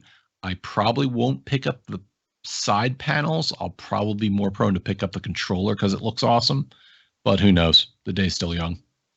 Yeah, I think at the end of the PS1 game, Matt, if you played it, you may have to remind me, but the final boss was Carnage, or a combination of Carnage and Doc Ock. And I believe by that point in the game, you fought Venom early in the game, but I'm pretty sure Venom was helping you to take down Carnage. So Venom is not always an enemy of Peter Parker, and Spider-Man, sometimes they are, by the necessity, they help each other. So to your point, they could always make Venom a boss fight and then a playable character. Yeah, and that has been the nature of Venom for decades now, because yes, at first he was an antagonist to Spider-Man and always trying to kill Spider-Man, and then they came to a tenuous truce for a while. And then when Venom went on and gained popularity in his Lethal Protector series, even more so than later on down the line. And then came along Carnage and all of that. So yeah, the interesting thing is, though, Venom used to be a very simple-minded character, and you saw that in the first PS1 game. He was kind of like a dunce and just be like, I'll eat your brains, and that was kind of the one-dimensional version that they included.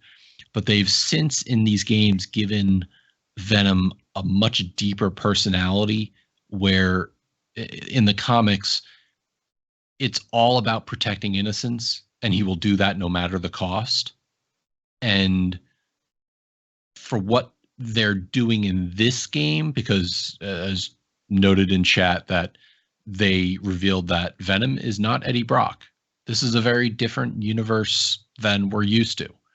So what they're going to do in this game is yet to be seen, and I'm very interested in the direction they take it, especially bringing in Kraven, who is another beloved character. And it goes back to that first trailer that they showed, I think it was 2 years ago at this point, where you hear Kraven in the background talking about, going for that ultimate prey and asking the question, who will you give me that challenge? And then you hear Venom's voice in the background, voiced by the awesome Tony Todd, who was Candyman, for those of you who don't know. Him saying, yes, we will, indicating that there is going to be that dual personality that Venom has in a relationship between the host and the symbiote.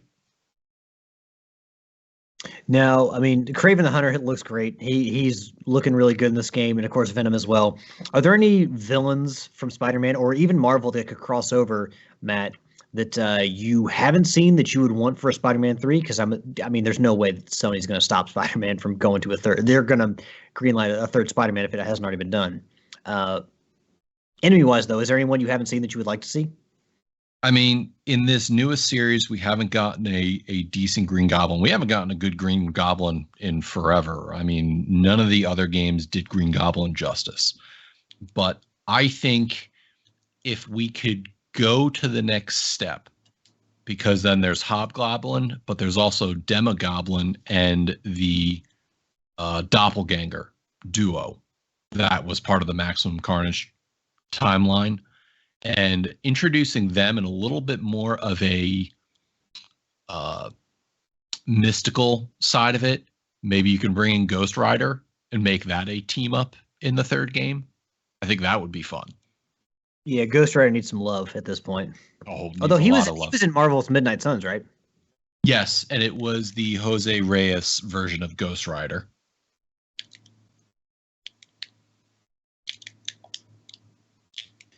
All right, well, Matt, it seems like we hit your wheelhouse there with Spider-Man, and we're about to move on and maybe hit V's wheelhouse here with a little Final Fantasy 16. I know she's been playing it. I know she's been streaming it. Again, Gamer Varenza on Twitch. If you all want to go watch V play Final Fantasy 16. Did she doing that on a particular day, Matt? Final Fantasy 16, not particularly. She kind of just does it as the mood fits her, because it's an intense game to get into and takes a lot of focus to play through. And since she does it on the PS5 and we don't have a camera set up for the PS5, she does do it as voice only, but she definitely interacts and keeps with the viewers. And it's, from what I've seen, it's been a very good game and very interesting storyline. So definitely catch her out when she goes to play that. Well, Square Enix is responding to sales of its game, which of course you can only get on the PS5 right now. This report comes from IGN, written by Wesley Yin Poole. Headline reads: Square Enix response to Final Fantasy 16 sales concern points to PS5 install base. Square Enix has insisted sales of Final Fantasy 16 are extremely strong, telling IGN the game has sold well relative to the PlayStation 5 install base. The PS5 exclusive sold 3 million copies during launch week, a figure that sparked a debate online about whether it has met Square Enix sales targets, which we know that Square Enix is want to say that this game is disappointing. What was it, the Tomb Raider series, and then also Guardians of the Galaxy? They called both those disappointing failures. Final Fantasy VII Remake shipped at 3.5 million copies in 3 days when it launched as a PlayStation 4 exclusive in April 2020. That's not fair. Final Fantasy VII, people have been waiting for a remake for that for years, so I don't necessarily know that that's a fair comparison. Final Fantasy 15 sold 5 million units in the first day, but that game launched on PlayStation 4 and Xbox One in November 2016 and remains the fastest-selling game in history of the series. The debate was fueled by a Bloomberg article that pointed out sales of the game in Japan had dropped dramatically in the second week after launch, that initial sales had lagged behind previous games in the long-running role-playing series, and Square Enix itself was grappling with weak momentum on its flagship franchise. A statement from Square Enix issued to exclusively to IGN, the company pointed to the difference between its install base between the PS4 when Final Fantasy VII Remake came out and the install base of the PS5 when Final Fantasy 16 launched last month. With 38 million PS5 consoles shipped globally as of March 31st, sales of Final Fantasy 16 surpassed 3 million units worldwide several days after its release on June 22nd.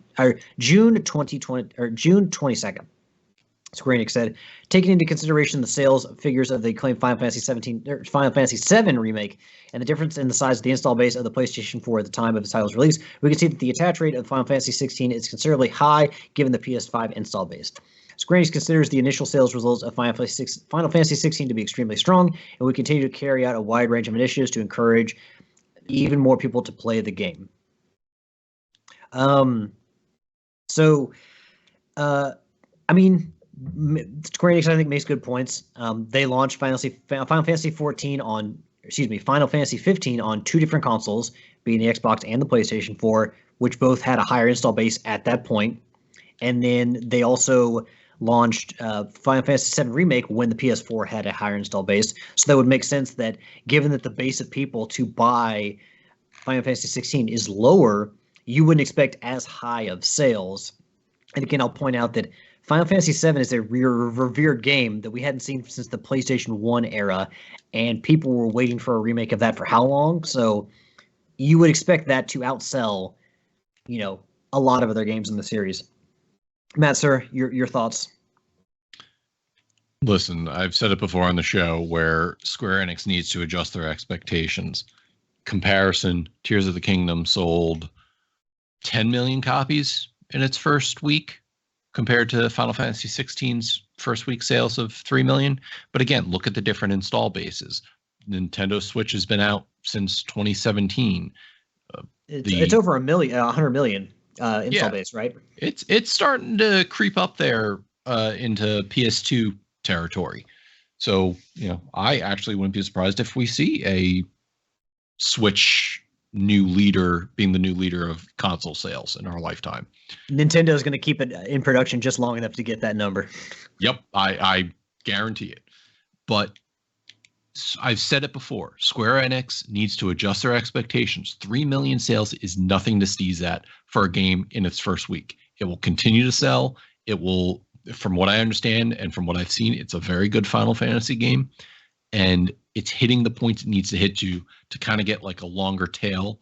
So that way, as people complete the story and word of mouth gets out and continues on, you're going to see more people pick it up as it comes down the line. That's what I've heard. People were a little bit dubious on Final Fantasy 15. They weren't as keen on it as they were other entries in the series. And it seems like more people are happy with Final Fantasy 16 based on the scuttlebutt that I've heard. And Ubisoft, or not Ubisoft, but Square Enix had to expect this. They're releasing on one console that has a lower install base. And so they had to know. I don't necessarily know that they need to adjust their, in general, yes, they need to adjust their expectations. But in this case, it seems like people panicking about this probably need to just adjust their expectations more than Square Enix. I think people hit the panic button a little early. Yield, sir, I know your brother has been playing it. And I know that you haven't, but what have you kind of heard from your brother in regards to Final Fantasy 16 and how much he's enjoying it? To tell you the truth, he hasn't really said anything to me about it yet. I've seen him play it a couple times. He was saving it for his 4th of July vacation. And that's really all I know. Oh, he was about to hit that drum hard. Did he have a elongated break where he could just sit down and veg out on Final Fantasy? Yeah, he had to work the 3rd, and then he took the rest of the week off. So he was supposed to be hitting it pretty hard. I saw him playing it the other day, but I haven't actually talked to him to ask him, is it any good? How does he feel it rating with all the others?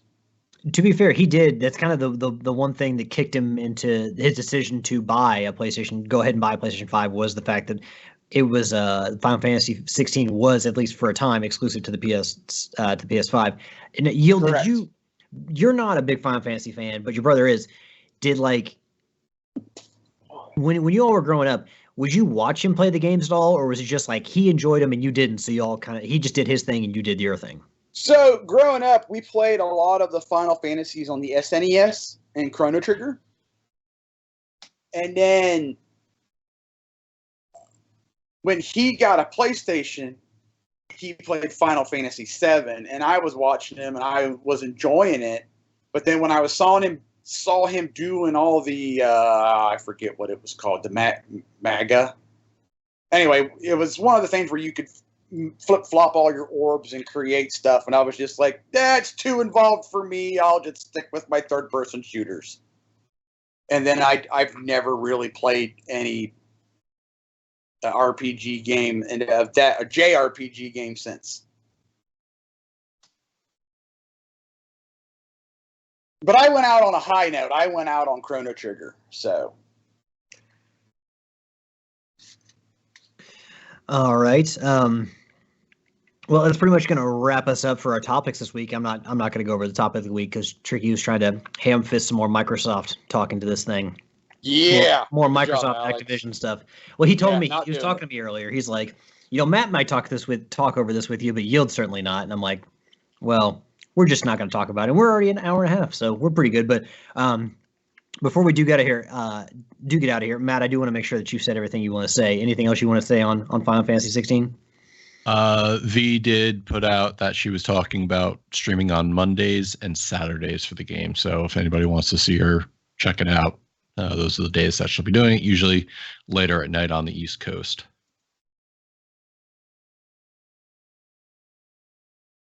Well, excellent. Like I've always said, it's good to have a schedule because then people know if they want to see a certain game, it's easier for them to carve out that time and get that dedicated audience in there. All right. So I'm editing this week, so this is where I'll insert the sound bite for the questions or for the community, the socials. I'm trying to think. Do we have anything else? Hold on. I'm just gonna. I know we're live and I'm fucking up. So yeah, let's just go ahead and go to the community questions. Are there any questions in the chat, Matt? Anything we need to address before we move to the Facebook? Just a bunch of tricky talk and smack, and I will ignore that. So you guys should too. All right. So earlier on Facebook, V posted, podcast day, everyone. What questions do you have since Michael Miller will not be there and the amazing Matt Granelli will be, I claim, favorites? All right. Last minute questions, y'all. So Tricky actually has a question for us. He says, when going through cleanup or a new game plus to obtain a platinum, do you listen to the story again or mute the TV and listen to music/movie? If the music/movie is what you go, if music/movie, what is your go-to? Yield on cleanup trophies or a second go around in a game. Do you still listen to the game or are you your attention elsewhere with music, movie, podcast, what have you? I listen to the story again, and try to pick up on things that I may have missed the first time through because I was focused on something else, or maybe there was something that made me laugh. And I was like, oh, that's really good. But then I didn't hear something else that was said. So I pay attention, especially more during the cutscenes and whatnot, to try to pick up on maybe some more things that I might have missed. Matt?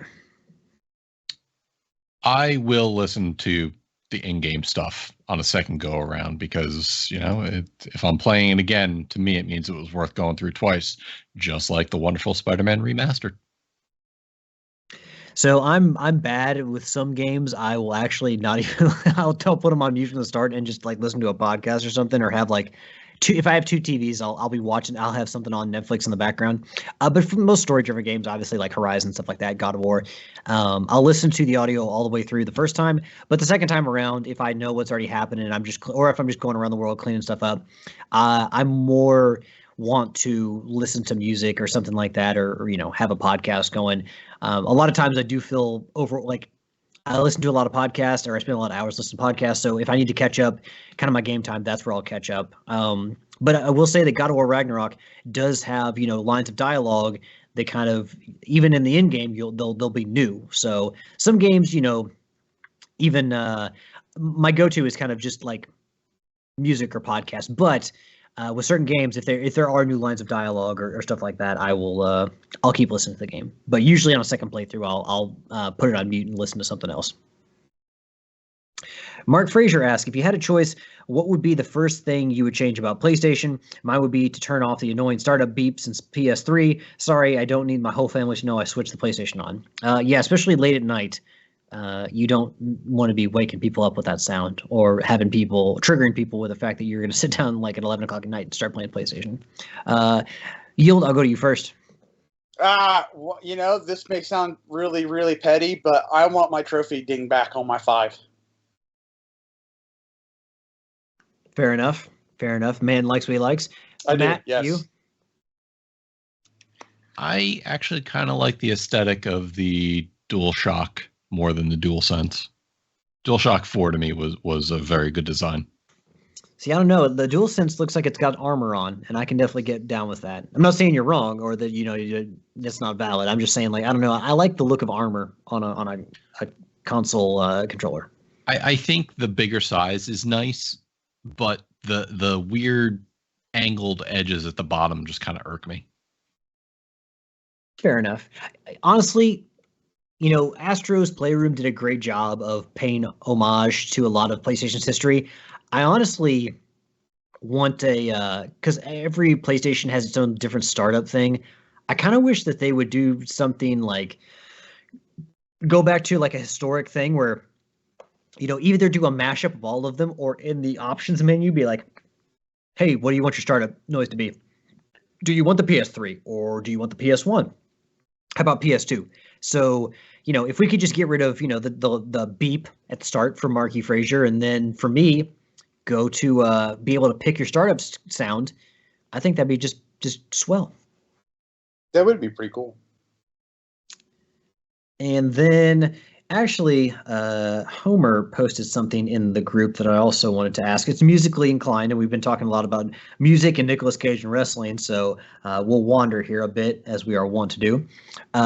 His post was, it's 1990-something, you have this sweet 5-disc stereo system in your bedroom. What CDs do we find inside?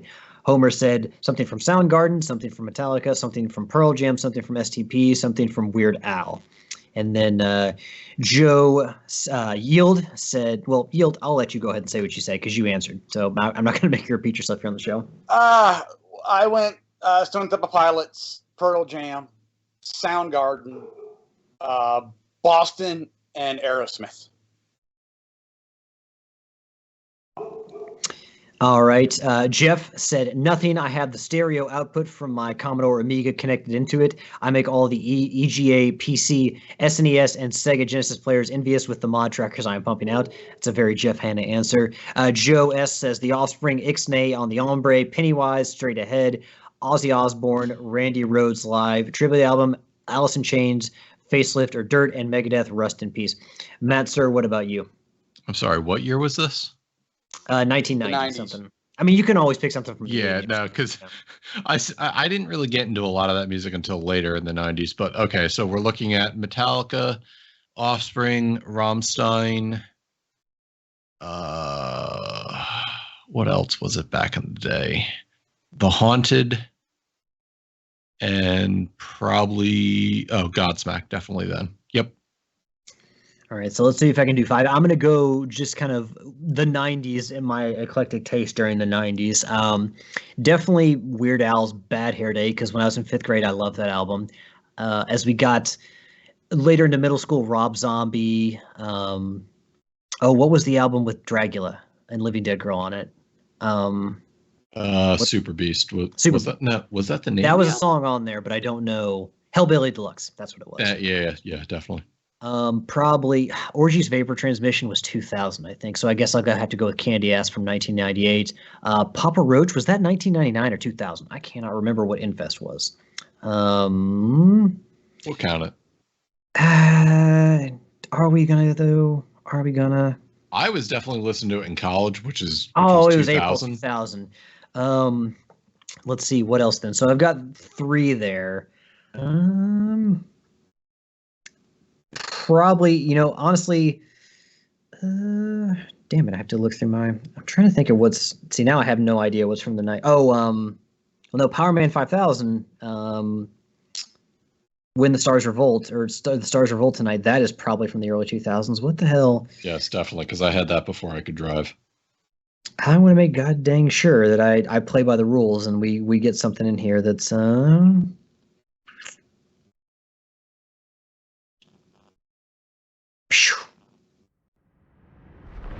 dang it.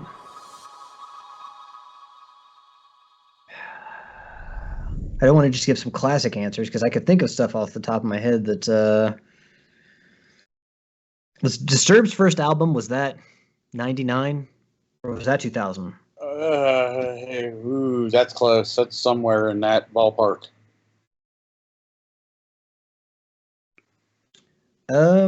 March 2007, March 7th, 2000.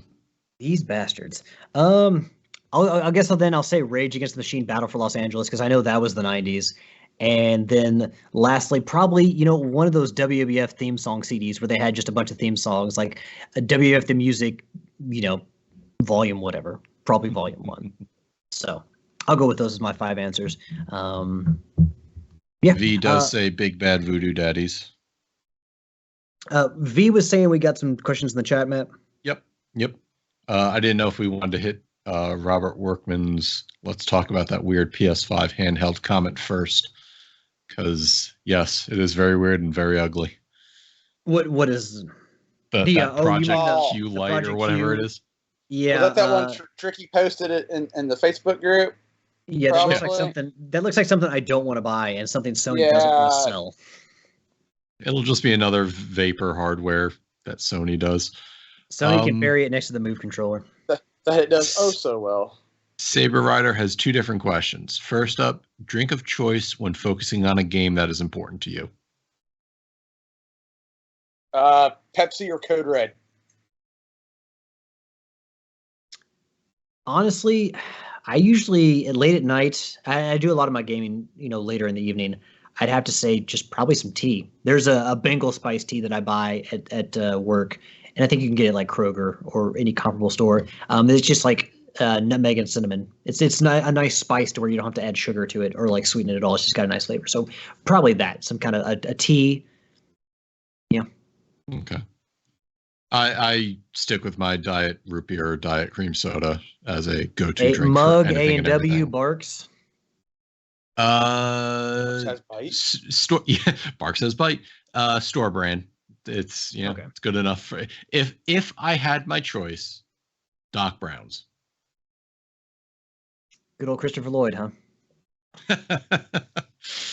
His weird hair and all. Now, I think this may be a troll question that Saber's asking. And he says, is there any vitamins you take before playing the game? With the game being in capital, which means that we all just lost the game. Because you remember that game back in 2009-ish, I guess. Oh, dear. I don't take any vitamins. Yeah, I'll just answer. I don't know a better answer for it, so I'll just say that no vitamins. And thanks for the questions, TC. Anything else? I perform perfectly fine without any vitamins, Saber. Thank you. You have anything to add to this wonderful conversation? No. I don't think Yield wants. I'm kind of lost. I don't think Yield wants to touch that with a 10-foot pole. Yeah. Anyways, Tricky is again at work talking shit in the chat, but he does say Disturbed would be in his radio. He says Mug is shit, Barks only. Anyways, we will move on. There's nothing else in chat that we can address. All right. Well, it's been a good show. Glad to have everyone along. Saber and Zach was also in the chat, wasn't he? Or was Zach not in the chat? No, I didn't see Zach. I saw Latin Legacy. Okay, Latin Legacy, that's right. Yeah, and then Tricky. I saw Dan Tucker from Channel 3 in here. All right. Awesome. Thank you all for joining us. I guess I saw that Zach had posted in the backlog beatdown that he had finished the game, so that's probably where I got Zach confused in there. So that's going to bring us to the end of our topics, all the community questions, and that means we're going to go do a little housekeeping, starting with our shout-outs. That's the word I was thinking of. Matt, sir, you wanna go ahead and give some shout-outs? Shout out to Alex, Yield, and in some cases Tricky. Thank you for having me on. Shout out to my wife V, again, twitch.tv/gamerveranza, streaming most weeknights and on Saturdays, as well as shout out to the channel3.gg community. Come on out. It's a social media gaming website where we get to gamify social media every day. There's challenges such as Target, where if you pick the Fortnite map, you get a picture and it says select anywhere on the map that you think this picture is, and then you get XP for that the closer you are. There's a game like Enhance where you get a 6-pixel picture and you have to figure out what game it is based off of the picture. And every time you hit, you can either type in the game you think it is and send it, or you could hit I feel lucky and the system will randomly choose a game for you. And obviously you try to get it within 8 tries to get some wonderful XP. So again, come out to channel3.gg, find me on there under Ender Phoenix, and join the conversation. It's a lot of fun. Shout out to Saber, who was in chat asking some good questions and engagement. Shout out to Latin Legacy, who I saw. And I don't think I missed anybody. So on to you, gents. All right. Yield, sir. Shout out to Matt G and for filling in for Tricky tonight. Shout out to Veronica G for doing all the behind the scenes stuff. Shout out to Alex for hosting tonight. Shout out to Nitro and some of the PSN yes. Doggone it. My brain quit working. It's late on a Sunday night. That happens. It is. Shout out to some of the PSN community. I don't have your guys' or gals' names, but for helping out with Zombie Army Trilogy and and Watch Dogs DLC. Very much appreciative. As always, shout out to all the pimps and the madams of the whoredom for downloading, listening, hanging out with us, playing games with us, interacting with us on the podcast. All that's really cool. You guys help make this little niche of our social network awesome. And I think that'll do it for me. Oh, also, maybe it'll be more official next week, but I platinumed Zombie Armor Trilogy while we were recording. Well done, sir. Well done. Thank you. Those are the kind of breaking news updates you can hear Only here on Trophy Horse. And shout out to Nitro, because I'm assuming he got that too. I don't know if he's got it yet. I was a little bit farther along on the cleanup. Come on, Nitro, get with it. Get that platinum. All right, before we get out of here, Tricky wants me to pimp our Patreon. Go to patreon.com/proven gamer. You can check out all the tiers. Tiers go up to $200. So if you want to support us, there's plenty of ways to do it, even down to the $1 tier where you get the Trophy Horse bonus shows, entry-level support for Trophy Horse, and you get access to our bonus episodes every month as they come out. And then the in-review, $5 a month. This tier will give you access to our weekly in-review series. We'll be covering various TV shows from either TV or streaming services, which right now is covered by the Mandalorian reviews that Tricky and Yield do, correct, sir? Correct. So yeah, there's all different kinds of tiers you can support us at. We would love to have your support. If you can give anything, if you can't, your support, your word of mouth, just kind of hanging out with us on Twitch, joining the show, downloading every week, that's more than enough. So thank you all for however you all choose to support. Going into my shout outs, our community, the fuel to the fire, the Trophy Horrors, the awesome people that really power Proven Gamer, that power Trophy Horrors. Without you all, the show is nothing. It would not be alive today. So thank you all very much for your continued support. I give a shout out to Yield and to Tricky, even though Tricky couldn't be here tonight. Give a shout out to Matt for filling in and Veronica for running everything behind the scenes and making sure we were live on Twitch. Thank you all both very much for that. And then last but not least, give a shout out to my awesome and loving girlfriend, Ashley. I love you, hun. And yeah, if there is nothing else, and without further ado, this has been episode 581 of Trophy Horse. We thank you very much for tuning in and joining us for this week. And until next week, happy trophy hunting. See ya. All right, and then let's do